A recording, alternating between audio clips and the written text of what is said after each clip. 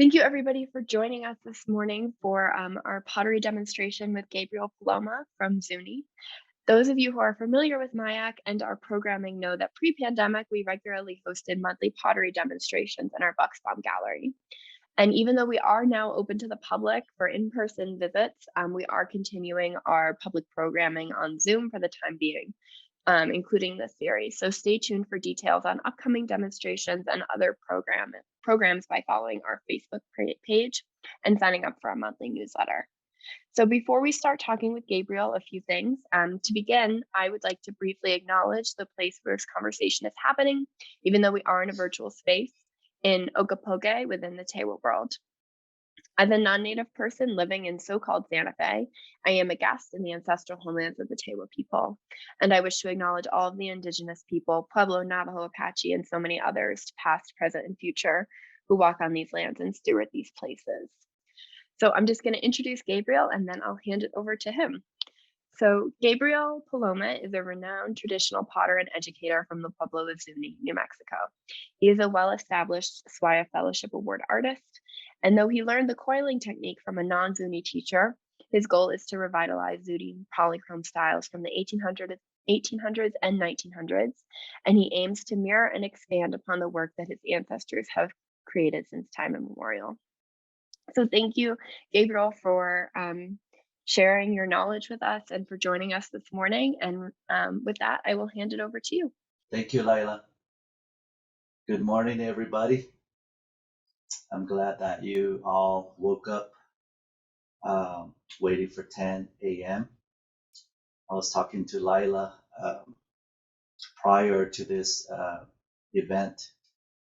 Zuni was blessed with heavy rains yesterday afternoon. And we haven't seen, an abundance of rain in a long time. We just had our summer solstice dance last, I think, weekend ago, first part of July. And, our ancestors have been, praying and dancing and asking for rain. And that's what, all Pueblos are, trying to see and have that happen in their, villages. So I just want to share that, it was a blessing to see, heavy rain come down. It was sort of like a small hurricane to us, but I've never been in a major hurricane. So I would, compare that with, a Florida hurricane. Anyway, I woke up this morning with, a big, a smiling face because, the aroma of the rain is, part of the Zuni life and, for livestock and, other well-beings, rain is important. And you're going to see in a few minutes that the rain motifs are, most widely depicted on Zuni pottery. That's what we pray for. That's what we, showcase on our, pottery forms. So let me just introduce myself officially. Maybe there might be a few Zunis on here, maybe not, but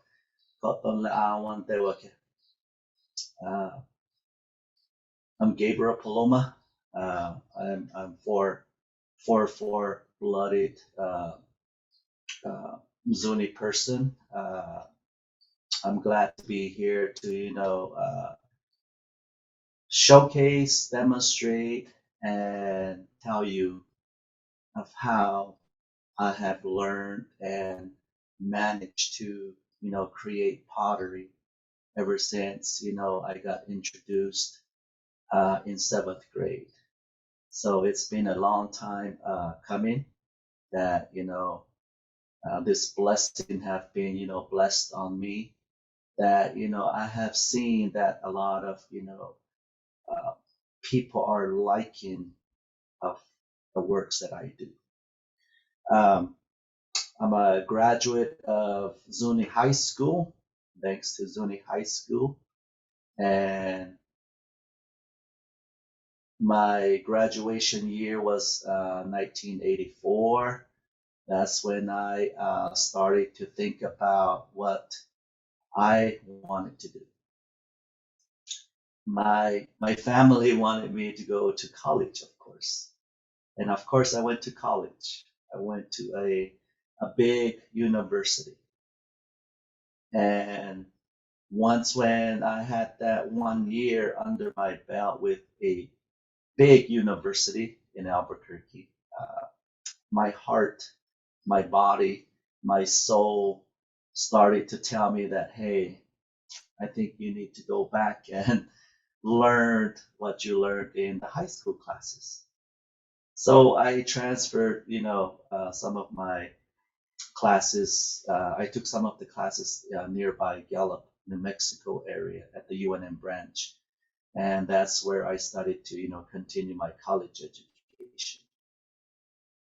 And once when I did, completed some of those college classes, that's when I started to think back and, tell myself that I want to work with clay.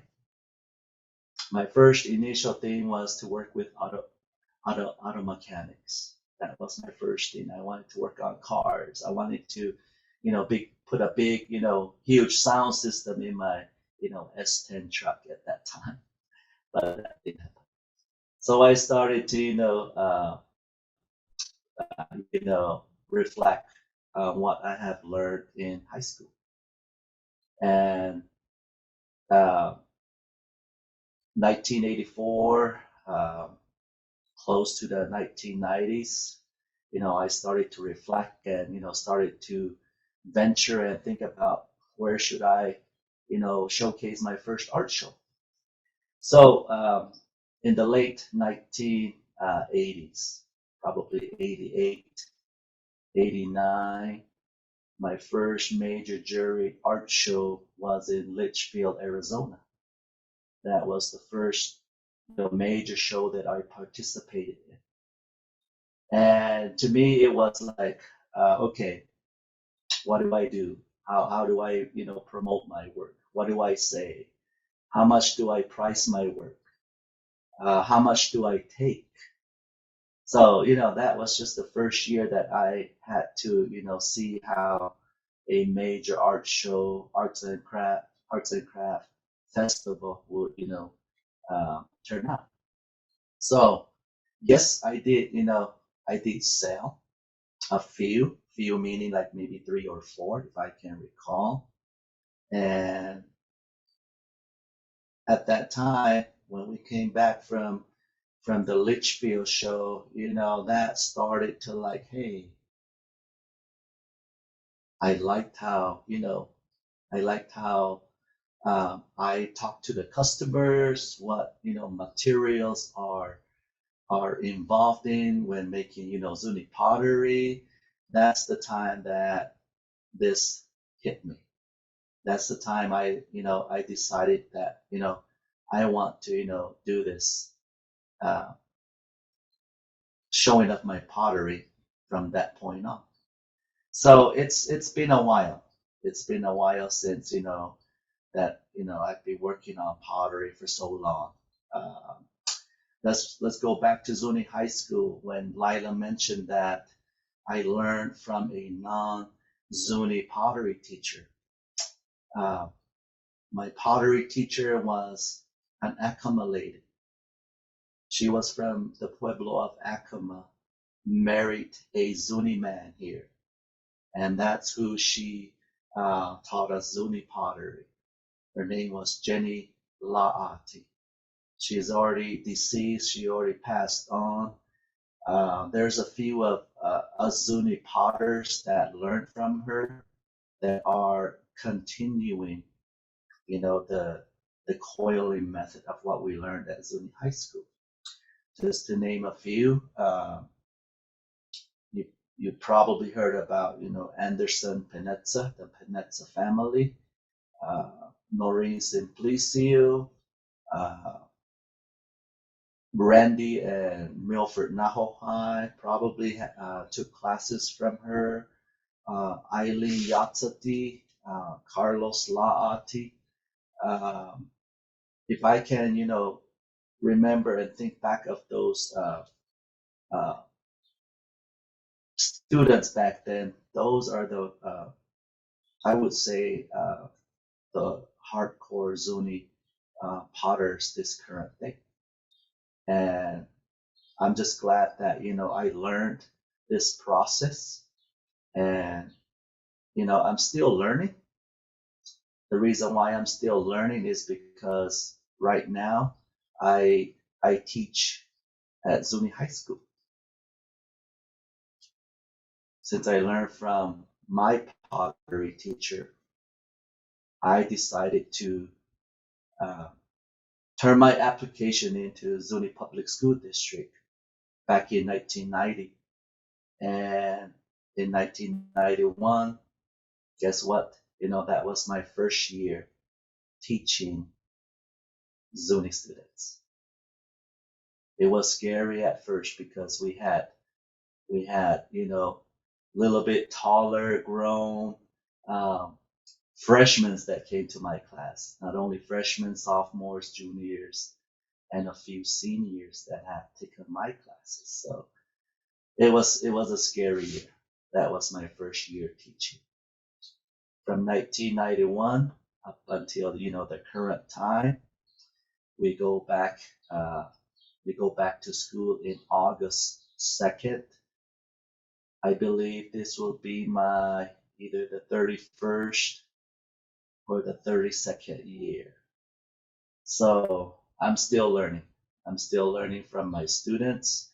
I still learn from my other potters here from Zuni.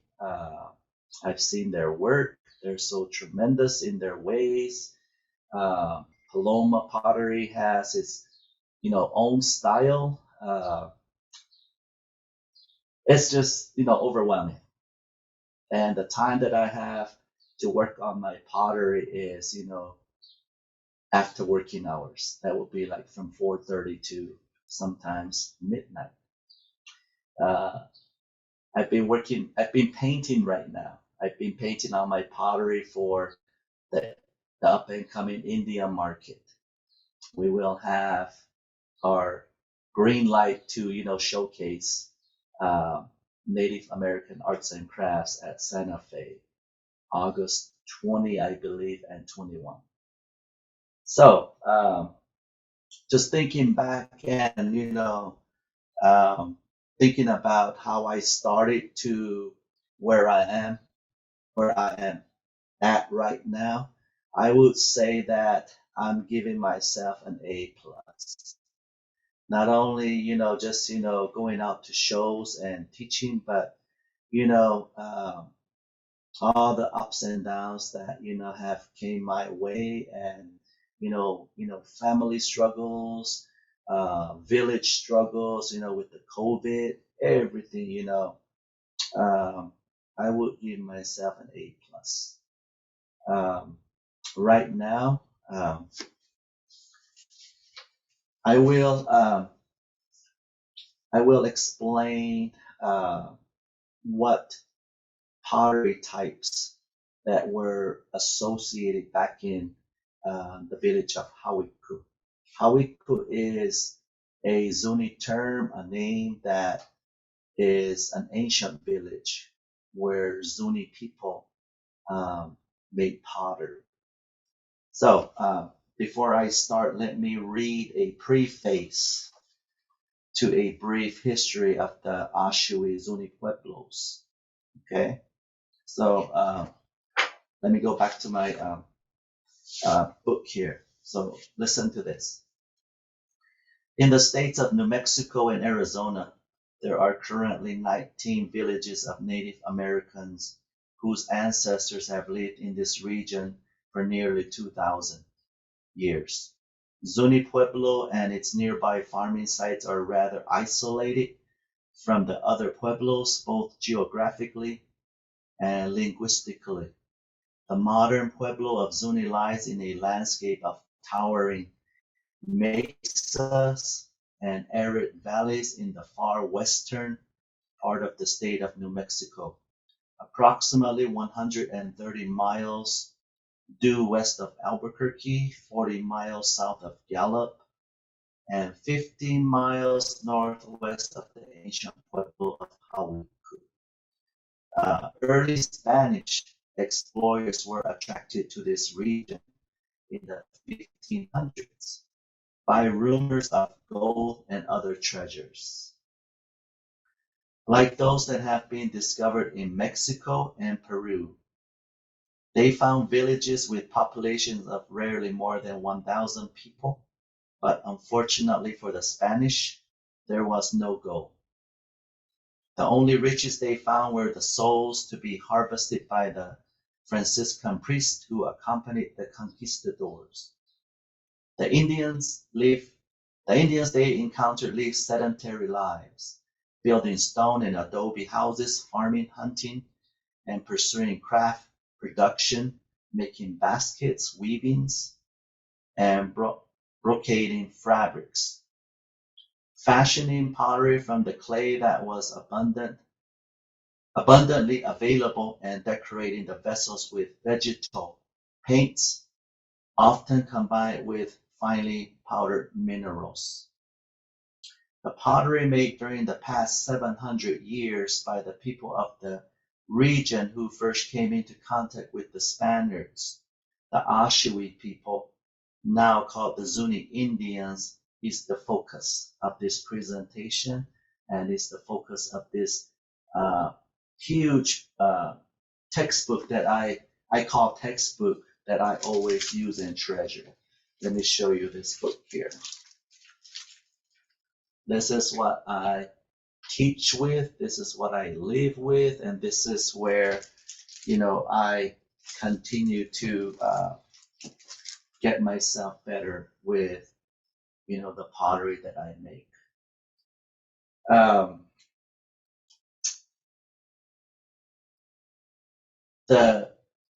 Let me first start off with the clay. I was introduced with the Zuni Clay again back in high school, an art club. We had an art club.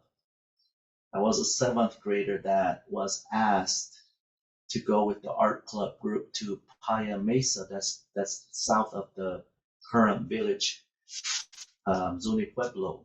It's about, I would say about 11 miles round trip. It's not that far.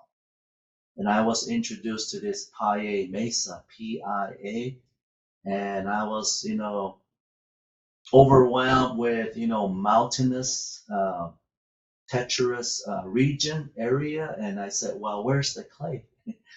And we had to, walk down, try to, climb down slowly to get to the clay beds. Not only the clay beds, but I was introduced to a white slip, kaolinite, minerals that were, a little bit further down. So that was, something else. I said, wow, clay is up here. White slip is down there.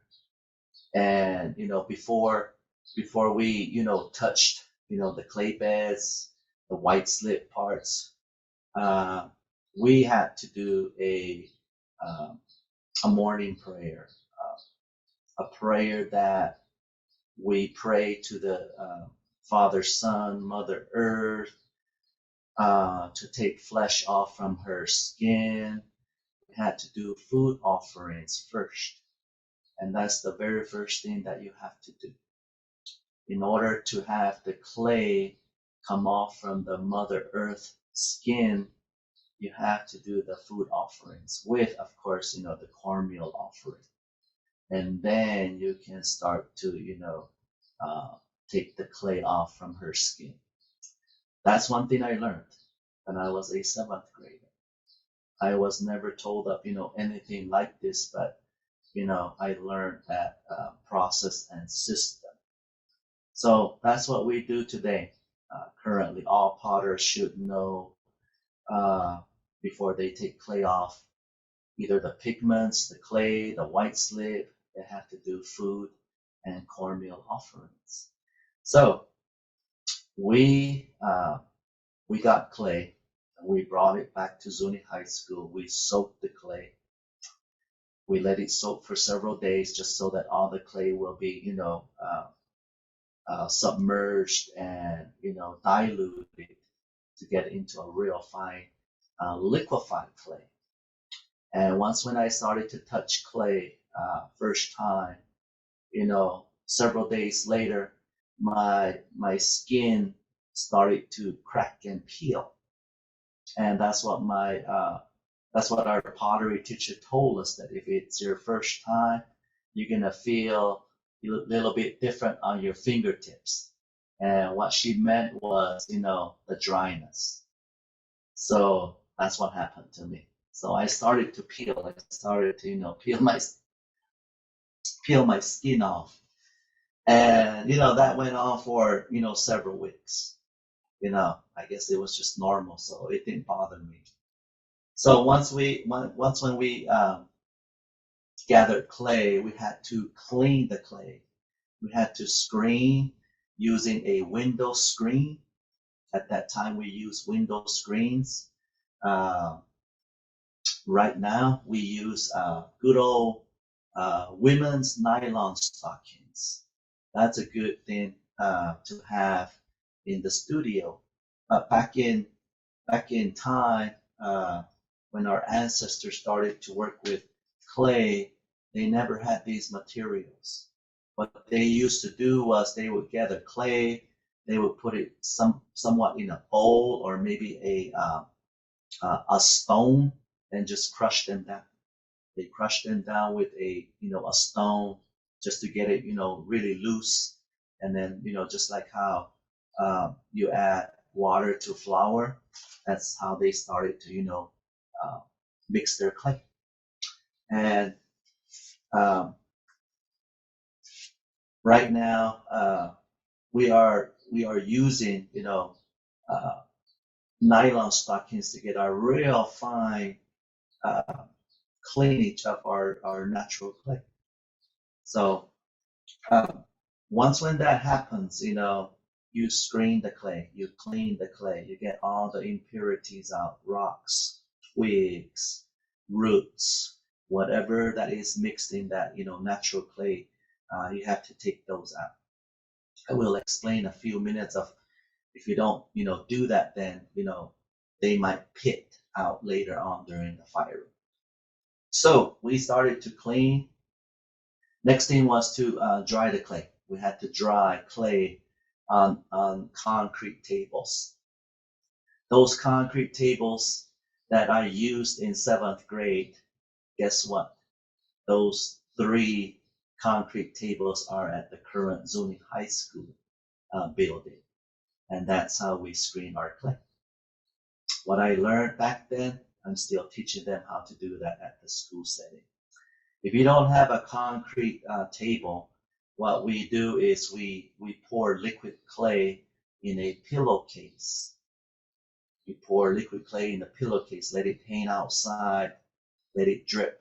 The water will drip out. Unfortunately, from the hot sun, if it's windy, your clay will dry. That's another way that you can dry clay. That's what we had to do during this pandemic last school year. We weren't allowed to go into the school building, so my students had to dry their clay in pillowcases. After once when the clay dries, then you start to wedge the clay. You can wedge the clay on your dinner table, on the floor. If you have a folding table, you can wedge the clay, pound the clay, just so that no air bubbles, major air bubbles will be embedded in your clay. And once when that's done, then you just say a little prayer and say to the clay that you are ready to create something with your bare hands. And once when you start to talk to your clay and work with the clay, your projects, whatever you're making, will come out the way you want it to come out. Yes, you will come up you will sometimes, face with little minor obstacles, but your focus is in the part of your creation part. So that's what I do. That's what I try to teach my students to focus on. Because if their thinking is somewhere else, and if they're trying to, create something here, then, most likely they're going to end up, restarting. They're going to end up saying that their bowl is cracking. So, this ancient technique of coiling is, it takes several hours, days, weeks, months, and years to perfect it. And it took me a long time to perfect where I'm at right now. And if I didn't mention, I teach currently right now, I teach 9 to 12 graders. And I can't wait to go back into the classroom and, start all over again to either go with the 31st or the 32nd year of teaching. So that's how I was introduced to clay. I got bit by the bug that I want to do this whenever I feel like, hanging up this career. And I tell you that it won't be soon. It's gonna go on till when my son, gets into the creative part on his probably middle school years. Then I will, start to teach him how. He's interested, but he's just playing with, store-bought Play-Doh, store-bought clay for now. But he said he will tell me when he's ready. So I'm just going with that. So let me just quickly explain what the ancient Zuni villages were back in time, and I'll show you my materials, and then I'll briefly demonstrate how to do a coil method on this small bowl that I started this morning. It's in a plastic bag. And then I'll show you some of my pieces back here that are, complete, and some are in the painting stages. So Zuni Pueblo back in time had like 1, 2, 3, 4, about 5 villages. The first village that the Zunis started to make pottery was called the Ashwi Polychrome, and this circle was from 1475 to 1680. It's a combination. It's a mix of Hopi style combined with the Zuni version of the designs. Matsaka period. The second one is called the Hawiku period. This is another ancient village where another set of village people started to work with polychromes now. The circa is from 1630 through 1680 period. And then we go to the Ashui Polychrome. The Ashui Polychrome. Ashui means Zuni. So that's how we are referred to as Ashui people, Zuni people. Ashui Polychrome is from 1700 to 1760. And then we go to the Gapwa Polychrome. This is like the latest. The circa is from 1760 to 1840 or through 1860. And these are the ancient Zuni villages that different types of designs, patterns, minerals were used and possibly exchanged with the surrounding Pueblos like Hopi and the Gila region. Like I mentioned before, whenever you get a chance to, possibly go online, I would recommend that if you're into Zuni pottery, this is the book that you want to, purchase for yourself. This book was given to me when I contributed to Mr. Dwight Lemon. That's the author right here that created this book, and I was fortunate to, get a copy of my own. Not only that, the schools here, the Zuni public schools in Zuni, they got copies of the books for their schools to share with, the other children of those schools. So that was pretty, very thoughtful of Richard Lemon and the printing press to have those books go into our school libraries. So let me introduce my wife and assistant. Okay, she's gonna be working with my second camera. So come on. Hello. This is my wife, Christy Paloma.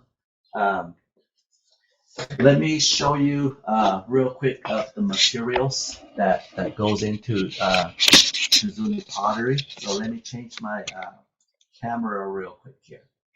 The first thing is, again, clay. This is screen clay. This is nutria clay. Nutria clay is another area where we get clay, and it's a little bit more attainable. The roads are not bad, but this is already processed wet clay, if you guys can see. Okay, this is the one thing that you will need to have a lot to create Zuni pottery. So I'm going to put it right here. The next thing is the next mineral that goes into Zuni pottery making is the pigments. If I open this plastic bag, and if you guys can see right about there, the yellow pigment is in clusters. They will need to be soaked. They will need to be screened and filtered in order to have a liquefied yellow pigment, which is the secondary color of our polychrome paint. So that's how it looks. This jar was full, and this has taken me so many years, and it's down to about right here. It goes a long way. You don't need a lot to to paint pottery. And then the third major, the second major pigment that you need is called the hematite. I'm showing you the liquefied version. Where's my paintbrush? It's right here. Hold on. Right here. This one, let me have the spinach resin too. This one is liquefied brown. This is the main brown paint that I use and showcase the main pigment paint. If I can show you where is my palette? Oh, it's right here. My paint palette is right here. So all these go into the painting aspect of pottery. Here's the mixing rock. You need a mixing rock to mix your hematite brown paint, and it takes several hours to mix the brown to get in this liquefied stage. In order for the hematite brown to stick onto your pottery, you have to have in your mixture the wild spinach resin. These are like in, I call them horse peels. They're huge, they're big. I don't have time to boil wild spinach beeweed plant. It's a spinach plant that other potters boil. And when they boil, the water evaporates, the liquid, boils and it gets into a tar formation. And that's what is used to make the brown paint stick onto our clays. And some potters put the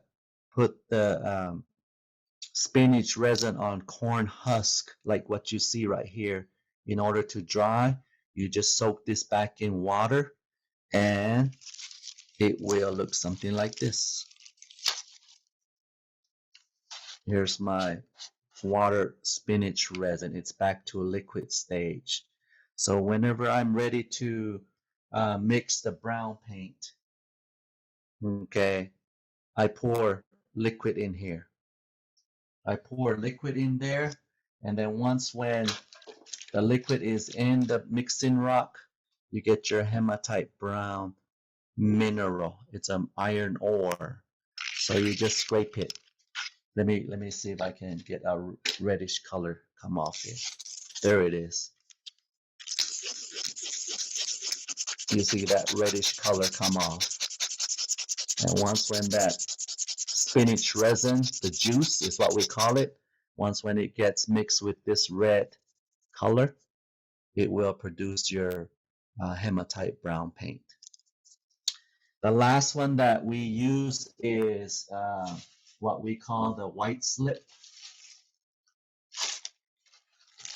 And this is how it looks. Again, it's a gypsum. It's a gypsum mineral. It gives off the white powder. You'll have to soak it. You'll have to, screen it like the yellow ochre paint, like the clay. You'll have to screen it to get to a real fine liquid stage to get something like this.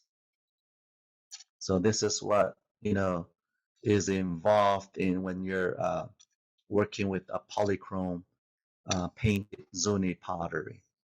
So those are the colors, those are the minerals that are used when producing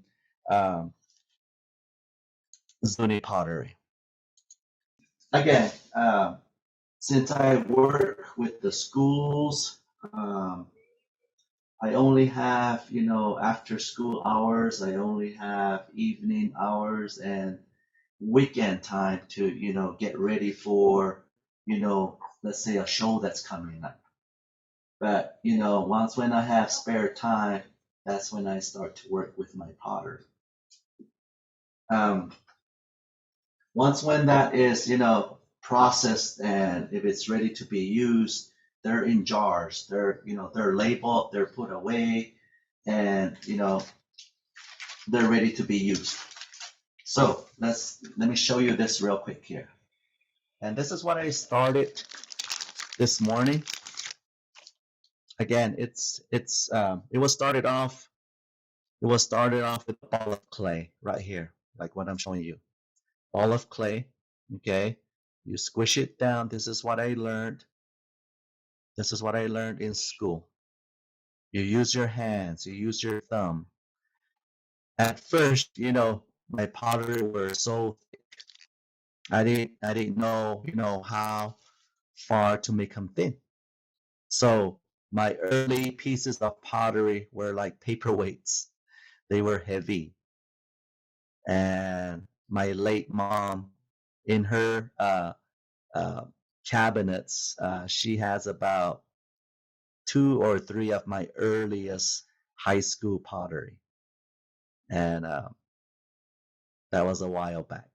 So you make something like this. This is what you call a puki, a shallow part or the base part of any pottery form. So this is a little bit bigger version that I'm showing you. Of course, man-made ribs back in the day, They used to use gourds. They used to use, any type of, process sanded down wood to scrape and shape their pots. Mostly, they would have to use their hands only. Yeah, there were no ribs back in the day. So most likely, these were their tools. And that's what I keep, telling these younger potters, that you gotta learn how to use your fingertip tools. You gotta feel, you gotta have sense of how and where it's thick so you can press it down. Not only that, you'll see it visually of where it looks thick, and then you can start to, press by using the curvature of your thumb. If you notice, that's like a miniature sized rib right there. This is one tool that you start off with. Next one, next process is you get your clay.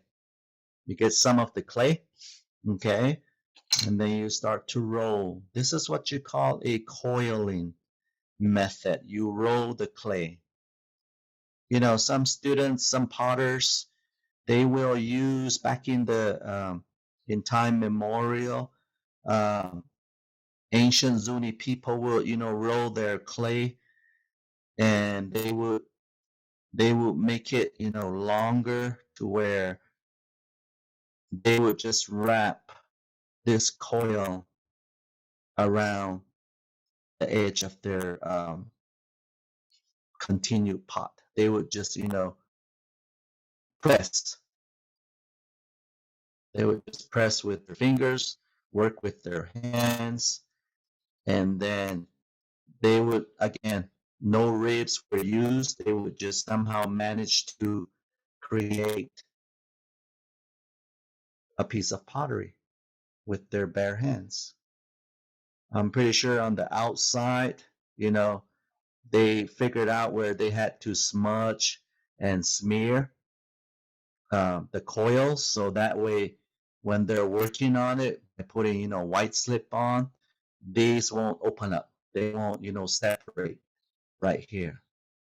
So they had a pretty, sense of thought to where their pottery coils will not separate.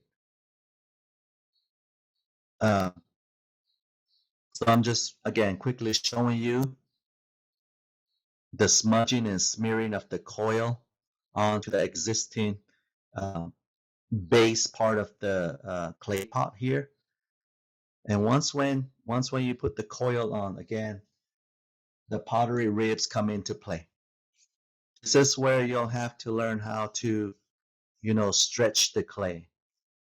You'll have to stretch the clay to where, again, it won't do that. If you take a close look at it, there's an opening right here because I didn't smudge it right there. So if that happens, it's pretty critical that you'll have to smudge the clay down to the existing bowl, and it will not open up again. So this goes on for several hours, minutes, however you want to look at it. But this is how the Zuni pots that I create are made. This is the bottom part, let's just say, of a cornmeal bowl, a seed jar, a water jar, a dough bowl, anything that you are trying to create. Okay? So, I know time is just going real quick here, and I think we are at the Q&As. I'm sorry that I went too fast, but I think we need an extra, 30 minutes, but it's okay. That was fantastic. Thank you for sharing your wealth of knowledge with us. We have a few questions that have come in. Okay. The first is from Lynn, who is asking if you use temper. Lynn, that's a good question. When I was in high school, my Akama teacher told us that back in her Pueblo, they used temper. They had to use volcanic ash, to mix in with their clays. But what she noticed was here at the Paye Mesa, south of Zuni Pueblo, because the clay can hold its weight. So up on this time, we don't add any temper to the clay to make it, sturdy, because it will hold its weight. If I add some more coils to this, and if I just use a pilkey to, hold it in place, it will build. It will, hold it. It won't collapse. So to answer that question, not at this time. No. Great. That was a great question, Len. Thank you for that. We did have a question earlier on about the title of the book. So in case anybody Okay. else was unable to see that, Okay. it's called, do you want to go ahead? Sure. It's called the Pottery of Zuni Pueblo. Dwight P. Lamon and Francis H. Harlow. Francis was the one that, painted, was the artist to draw, the pots here. And I think he's deceased now. So it's so sad to, lose Francis. I would love to hear more about how you use, oh, wait, we have another question. Okay. From Guy asking if you can show us some of the pieces behind you. Sure, real quick here. The first one is, this is, I was talking to Lila earlier, this is a little bit medium-sized, either a stew bowl or a dough bowl. And if you can see the lightning pattern on the outside, this is the more traditional, pattern that our ancestors used on their bowls long time ago. And this was created back in 2019. So I still have this bowl. Painting on the interior of any, bowls, believe me, it's very, very hard.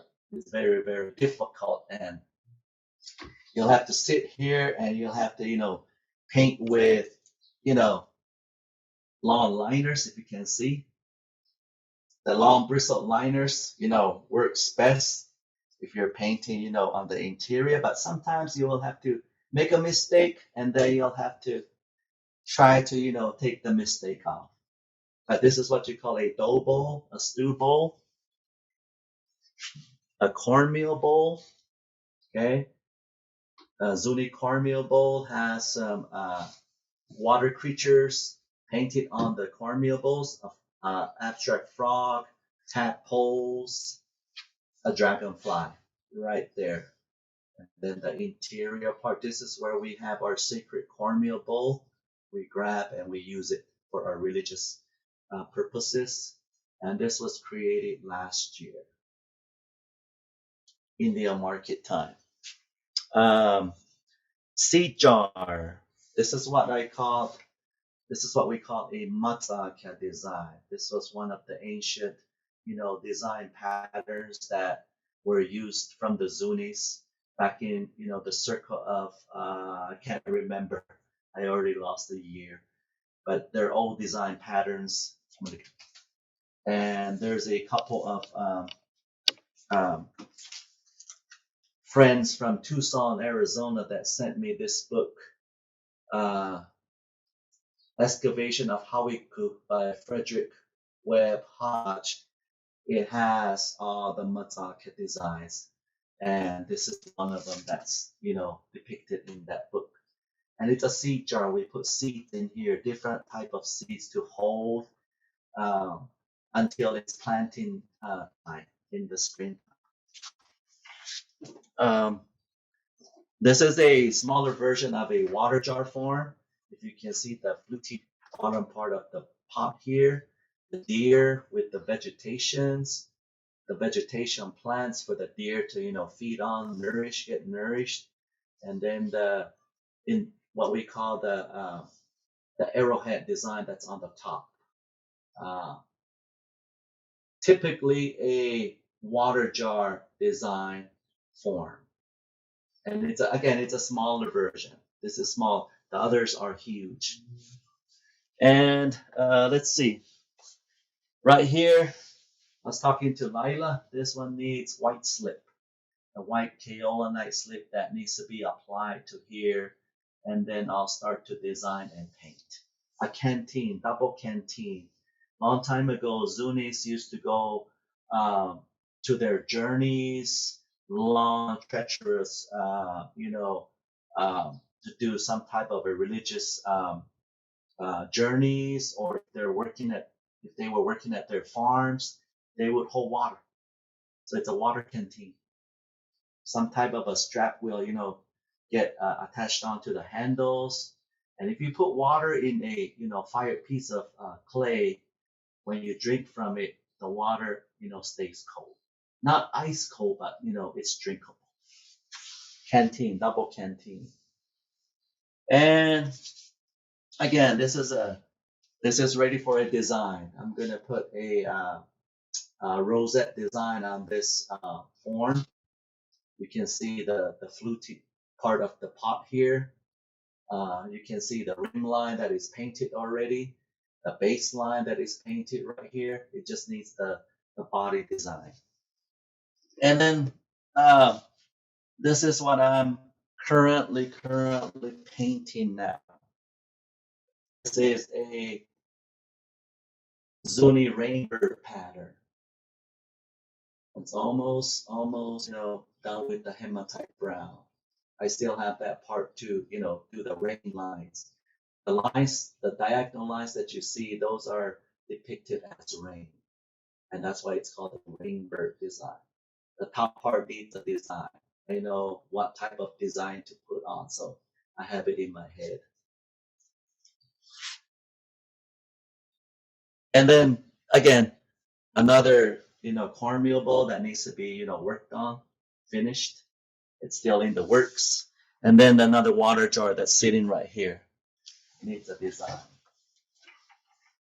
Oh, one more thing. Did I show you this one here? A miniature deer pot.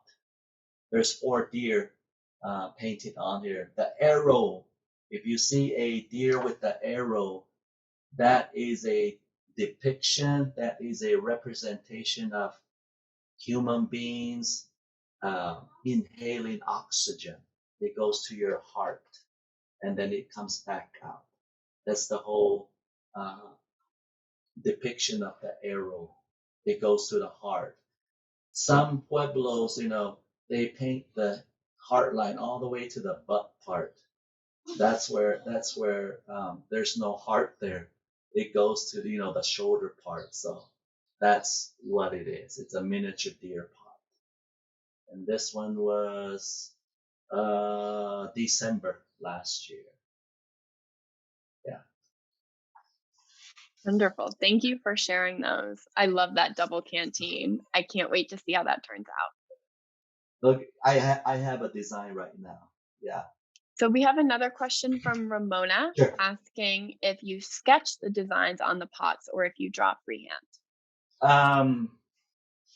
Where's my I have paper rulers. I had them here. Yes, Mona. It's just a strip of paper where it has lines. I might have not. I divide the pots. Oh, real quick. Oh shoot. Right here. My fault.